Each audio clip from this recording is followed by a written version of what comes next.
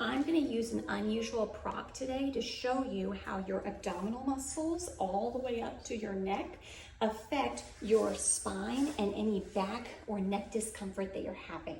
So today I'm going to use a piece of construction paper to show you how that works. We're going to pretend that this end of the construction paper is your head and neck, this end is your pelvis and your bottom, and we're going to pretend that this is the back side of you and this is the front side of you. So as you are doing core contractions, things like doing crunches, which is what a lot of people think of when they think of core exercises, and you're pulling using your rectus abdominis muscle to pull you down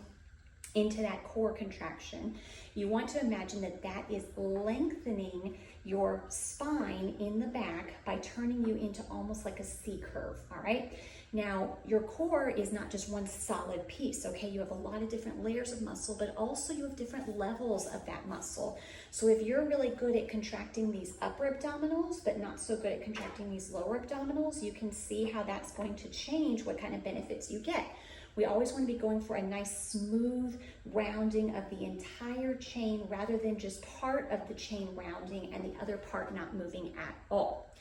Up here at the head, if you also make sure to engage your neck muscles here in the front as you're doing your core exercises, you're going to get that rounding all the way up to the head and all the way down to the pelvis rather than just lower in the pelvis and nothing's happening up at the head.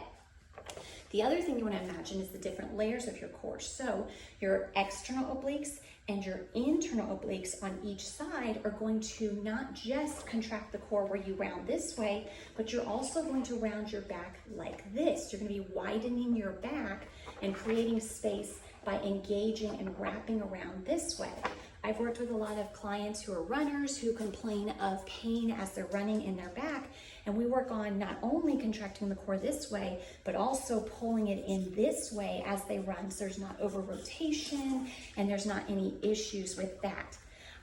So the next time that you're doing a core exercise or you're having back pain and you're not sure what to do about it, think about the mechanics of what you can do for your back, how you can open up your spine in both the vertical and horizontal directions just by contracting the different layers of your core, and you can help your back pain so much more with that, not only when you're doing exercises to prevent issues, but also when you're doing exercise or engagement of those muscles in the moment as you're having the pain. You can help get rid of it right then and there. If you want to learn more about your own body and how to get rid of everyday aches and pains in the moment, go ahead and like and subscribe so you can continue to get this type of free information.